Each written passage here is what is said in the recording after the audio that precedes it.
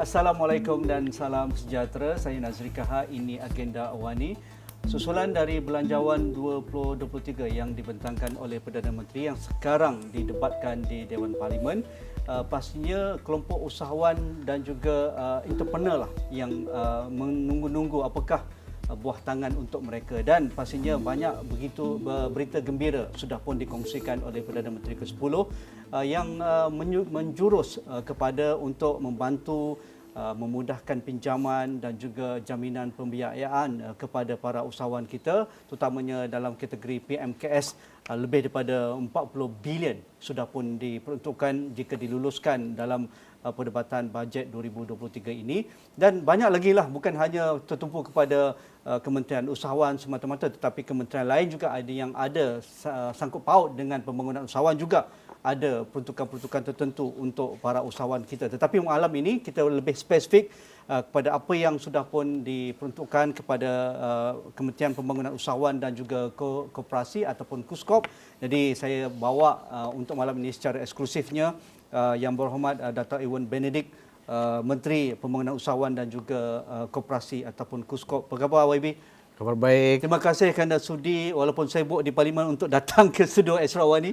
Ya, terima kasih saudara Nazri dan Asra Awani. Sempat menggulung untuk bajet 2023 untuk kementerian? Sudah tadi. Sudah Siap, selesai. saya Okay. menggulung ya. Jadi kita mengharapkan Perdana Menteri akan menutup dan juga undian bajet akan dapat diselesaikan dalam masa yang terdekat ini. Jadi sebagai menteri yang terlibat secara khusus kepada pembangunan usahawan dan juga koperasi. Jadi sebagai reaksi kepada pembentangan bajet oleh Menteri Kewangan dan juga selaku Perdana Menteri ke-10, apa yang reaksi yang diberikan oleh Menteri sendiri? Ya, saudara Nazri, ya.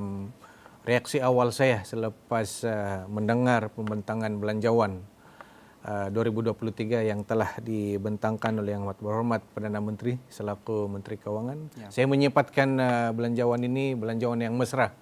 PMKS. Karena apa? Yang pertamanya dia menyediakan satu pembiayaan dan jaminan pembiayaan yang cukup besar. Dengan jumlah keseluruhan 40 bilion. Dan juga untuk kerajaan menyediakan dana bagi mengautomasi dan mendigitalkan perniagaan SME dan peniaga-peniaga kecil. 1 bilion lebih, dan itu antara highlights. Ya. Selain itu, Perdana Menteri juga telah mengumumkan pengurangan cukai daripada 17% kepada 15%. Ini antara highlights lah, ya. Dalam belanjawan ini yang saya sifatkan mesra, PMKS. Ya. Apabila YB turun ke lapangan berjumpa dengan para usahawan kita dan juga kelompok PMKS, apa reaksi mereka? Iya, selepas belanjawan ini diumumkan, saya telah ke Melaka. Ya. Saya juga telah ke Sabah dan seterusnya ke Sarawak. Baru kembali daripada Sarawak, dan ramai yang mengeluhkan belanjawan ini dan berharap ianya sampai kepada mereka. Ya, jadi mereka bertanya kepada saya, bila kami boleh menikmati manfaat daripada belanjawan. Bagi menteri sendiri, kerana PMKS adalah tunjang ekonomi kita, dan mereka lah yang paling terkesan akibat COVID-19 selama 2-3 tahun ini. Ada yang gulung tikar, ada yang terpaksa mengecilkan perniagaan, ada yang berhutang banyaklah dengan pihak bank dan juga dengan institusi-institusi yang memberikan pendanaan ataupun pembiayaan. Jadi bagi Belanjawan 23 ada mengumumkan satu berita gembira, iaitu pengurungan cukai itu. Yang mungkin YB nak terangkan lebih lanjut bagi pendapatan bercukai 150,000 pertama dikurangkan daripada 70% kepada 15%. Jadi mungkin reaksi kementerian dengan inisiatif ini. Ya, betul, kita semua maklum bahawa sektor PMKS kita ini masih bergelut untuk bangkit semula, untuk memulihkan perniagaan mereka. Kalau mengikut kajian yang dibuat oleh kementerian saya pada hujung tahun lepas, kita mendapati ada 25% PMKS ini yang gulung tikar. Dan sudah tentu dalam keadaan sedemikian mereka memerlukan banyak bantuan, termasuklah pengurangan cukai. Dan ini mudah-mudahan dapat setidak-tidaknya dapat memberi kelapangan dadah kepada mereka supaya cukai itu tidak terlalu berat untuk mereka bayar semula kepada pihak kerajaan. Tetapi cukai itu hanya satu daripada banyak insentif, banyak kemudahan yang disediakan daripada belanjawan ini, yang saya percaya bukan hanya kementerian saya yang akan memberi ataupun menyediakan bantuan kepada usahawan-usahawan PMKS ini, tetapi juga kementerian-kementerian lain yang juga turut melaksanakan program pembangunan keusahawanan.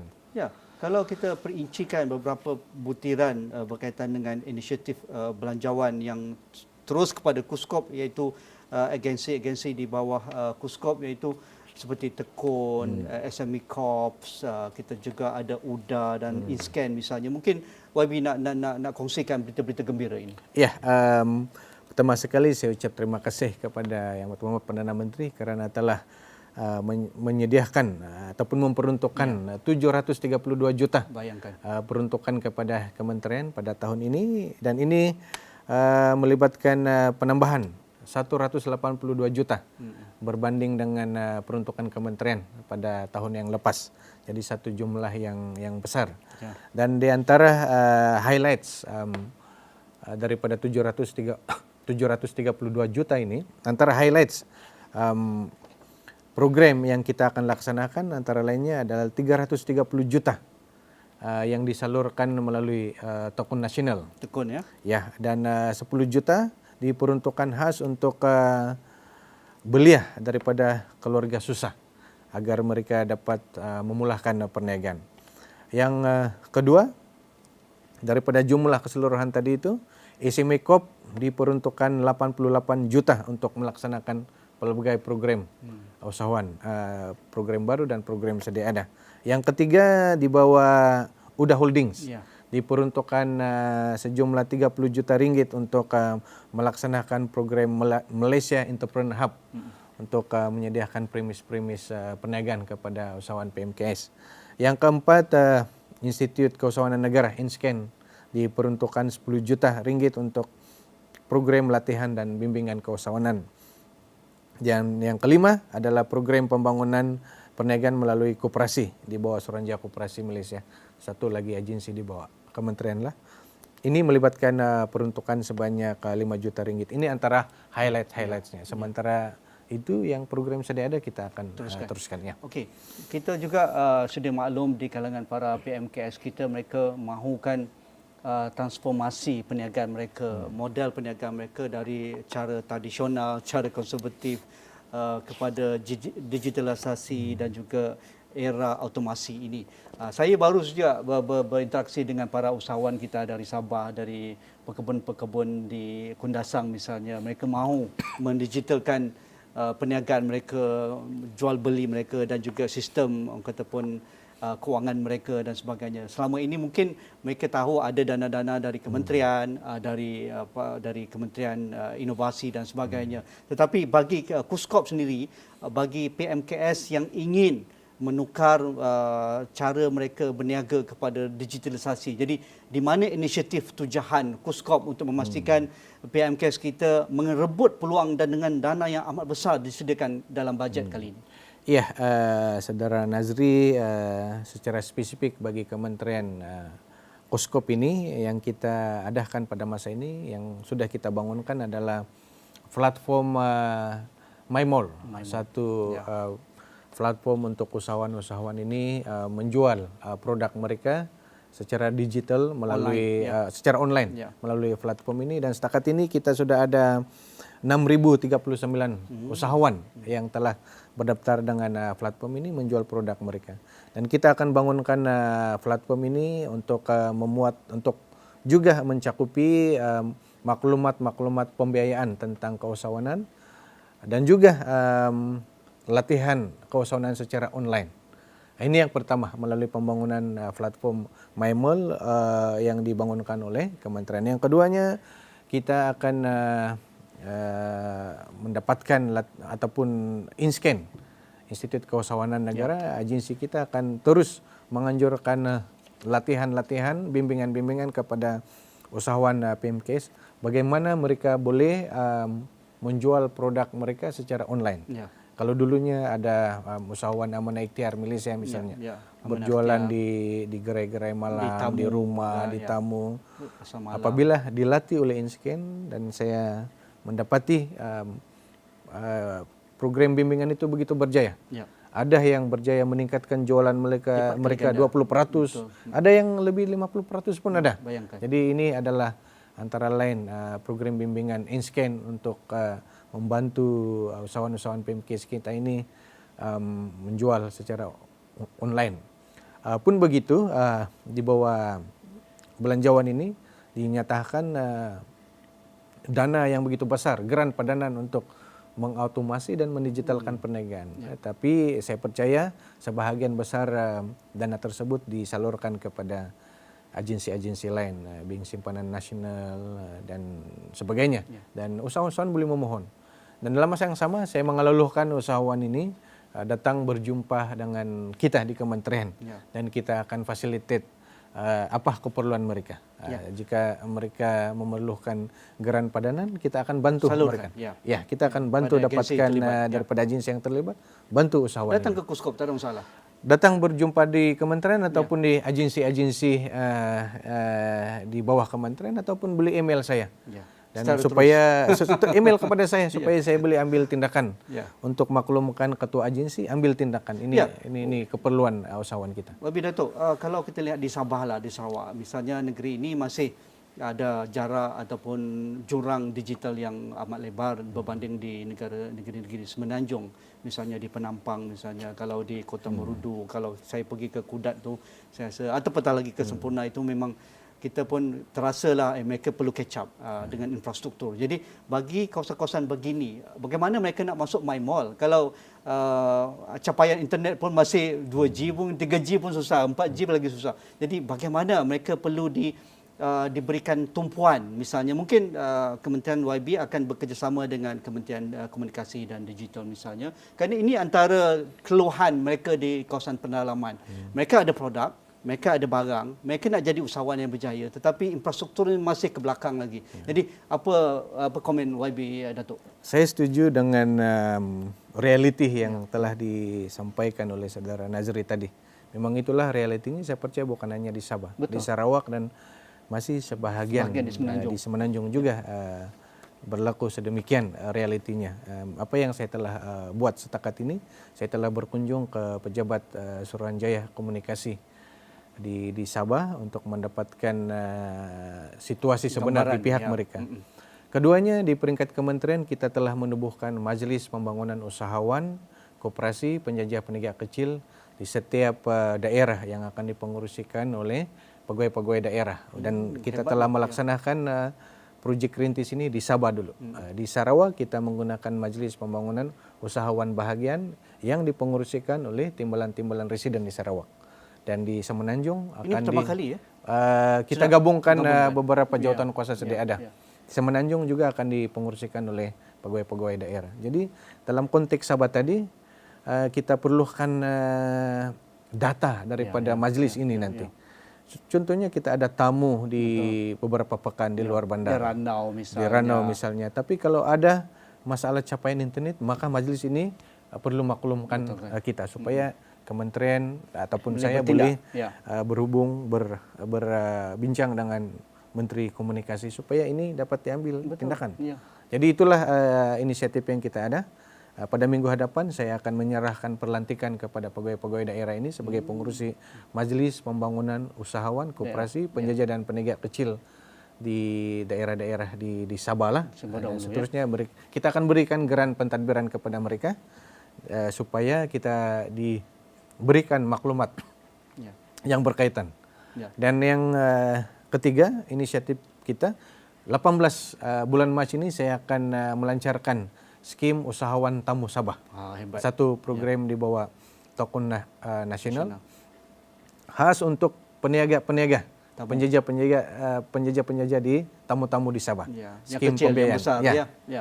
Tapi ialah kita kalau kita lihat tadi, kalau ada masalah capaian maka Ini kita tanggung tolong. jawab Ya, majelis maklumkan kita. Betul. Itu yang seronoknya apabila saya kerap kali ke Sabah juga sempat ketemu-tamu dengan ibu-ibu tunggal, dengan pakcik-pakcik kita yang datang dari jauh pendalaman, setiap minggu datang untuk jual barang-barang pertanian mereka, produk kraftangan mereka, dan mereka dapat melonjakkan jumlah hasil perniagaan mereka kerana mereka bersatu dalam koperasi satu.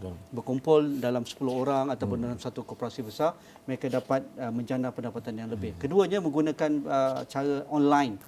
Itu memang jelas. Dulu mereka buta online. Sekarang mereka dalam grup 10 orang tu, seorang tu memang pakar orang lain dan boleh memasakkan pisangnya, ikan dalam sangkar dan sebagainya. Jadi kita tahu juga ketika COVID kita lihat kerajaan memberi ruang seluas-luasnya para peniaga kita. Peniaga apa sajalah, di depan rumah boleh, di tepi jalan boleh, di tepi tamu yang besar dan sebagainya, kerana kita nak menolong rakyat menyediakan makanan di atas meja. Jadi adakah polisi ini masih diteruskan ataupun bagaimana KUSKOP melihat ruang supaya semangat berusahawan ini terus disegarkan dengan cara pendekatan-pendekatan yang lebih strategik? Betul, ya kita telah meminta agensi-agensi kita, agensi yang menyediakan pembiayaan kepada usahawan-usahawan kecil kita seperti Amanah Ikhtiar Malaysia, Tokun Nasional Malaysia, termasuklah juga SME Corp, dan termasuk kepada Suruhanjaya Koperasi Malaysia untuk menerapkan budaya keusahawanan berasaskan digital.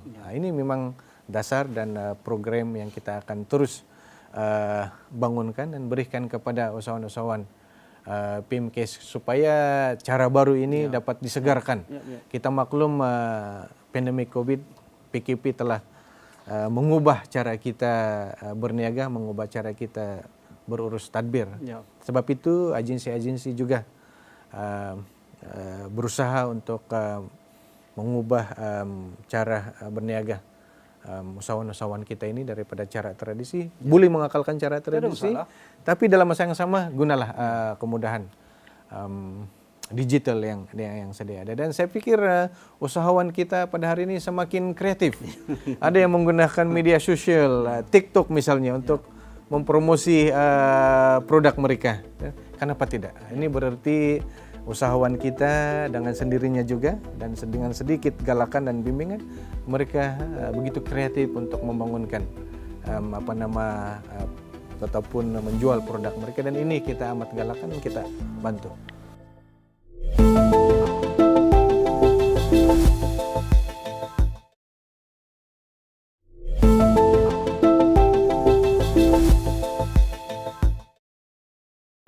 Dari sudut kawal selia, kerana Perdana Menteri amat menitik beratkan penjaja dan juga peniaga kecil. Setiap kali kalau sebelum ke solat Jumaat Saban Minggu tu, beliau akan makan di gerai, makan di warung dan sebagainya. Dan setiap kali apabila beliau berkunjung ke warung, beliau lihat di depan mata bahawa ada kawasan-kawasan perniagaan yang disediakan oleh pihak berkuasa seperti MARA ataupun DBKL ataupun PBT misalnya amat daif, amat kotor dan tidak tersusun. Jadi di mana peranan KUSKOP dalam hal ini, kerana kita tahu ini banyak rentas agensi, rentas kementerian, tetapi kita tahu mereka lah menjadi enjin pertumbuhan ekonomi. Kalau mereka minat berniaga tetapi infrastruktur ataupun ekosistemnya amat lemah berbanding mereka yang berniaga di KLCC misalnya atau di pavilion. Tapi ialah pelaburan mereka besar. Tetapi mengapa penjaja dan juga peniaga kecil ini perlu diangkat martabat mereka pada pandangan YB, Datuk? Ya, itu sebabnya seperti mana saya sebutkan tadi, Kementerian telah menubuhkan Majlis Pembangunan Usahawan, Koperasi, Penjajah dan Peniaga Kecil di semua daerah di seluruh negara ini yang akan dipengurusikan oleh pegawai-pegawai daerah ataupun dalam konteks Sarawak timbalan residen dan dalam kawasan perbandaran yang di Pertua. PBT itu. Jadi tujuannya adalah untuk mendapatkan solusi dalam kawasan pentadbiran itu, antara lainnya soal perlisenan. Keduanya soal premis perniagaan, tempat yang kita sebutkan tadi. Ketiganya pembiayaan, keempatnya penguatkuasaan undang-undang. Ya, inilah antara lain perkara-perkara yang kita dapati perlu diselaraskan. Dan Tak kita boleh lepas dapati tangan lah. tidak boleh lepas tangan. Ya. Tapi kita maklum lain kerajaan negeri berbeza dengan kerajaan negeri yang lain. Ya. Ada yang mengambil langkah proaktif dan ada yang perlu dilipat gandakan untuk membela komuniti penjajah penegak kecil. Selain daripada majlis tadi yang ditubuhkan oleh kementerian, kita juga telah membangunkan apa yang kita panggil Plan Pembangunan Penjajah dan Penegak Kecil 2023-2027. Dan ini merangkumi ada 17 strategi dan 29 inisiatif yang akan memberikan nilai tambah kepada usaha pembangunan kumpulan penjajah dan penegak kecil di seluruh negara. Ya, dan selain daripada itu, bagi menggalakkan perniagaan daripada rumah, home base, Ya. kementerian juga telah Ada kawal memperkenalkan garis panduan aspek kawal selia perniagaan daripada rumah. Ini kita akan angkat ke Jemaah Menteri nanti untuk pertimbangan sebelum kita lancarkan untuk sebagai garis panduan. Di Sarawak baru-baru ini saya telah angkat cadangan ini, berikan kepada Kerajaan Sarawak untuk diperhalusi, dipertimbangkan oleh PBT di Sarawak. Dia boleh diangkat sebagai satu inisiatif yang serius. Tetapi YB Datuk, kita lihat dalam hal untuk membangunkan usahawan ini, kita juga tidak boleh nafikan mereka juga tersepit dengan kos sara hidup. Usahawan juga orang macam kita juga, mereka Betul. juga perlu beli makanan, perlu menyediakan infrastruktur untuk keluarga dan sebagainya. Jadi bagaimana peranan koperasi dalam hal ini? Kerana bagi negara-negara maju, terutamanya negara yang sudah maju dalam bidang pertanian, IKS dan sebagainya, koperasi adalah induk mereka. Mereka maju, mereka boleh memberikan pulangan yang tinggi dividen mereka kepada ahli mereka kerana mereka terlibat dalam koperasi. Jadi di mana koperasi kali ini, dan acap kali juga diangkat oleh Perdana Menteri kita yang memuat Perdana Menteri Datuk Seri Anwar Ibrahim bahawa koperasi adalah enjin untuk membantu para usahawan kita. Pandangan YB. Betul, saya setuju dengan pandangan Yang Amat Berhormat Perdana Menteri dan pandangan banyak orang termasuk Saudara Nazri tadi. Koperasi ini satu enjin yang boleh membina ekonomi kita. Ya, kapasiti kita. Termasuk koperasi untuk penjajah penegak kecil kita alolohkan. Ya. Malah di Dewan Rakyat hari ini pun Saudara Rafizi, Menteri Ekonomi juga mencadangkan supaya usahawan yang terlibat dalam vendor IPR itu boleh menubuhkan koperasi. Dan saya katakan kepada beliau, kita akan facilitate. Untuk menubuhkan koperasi, kita hanya perlu 20 orang saja, paling minimum. Tak ramai pun. Tak ramai, dia hanya perlu bermesyuarat menubuhkan koperasi, kita akan bantu. Ya.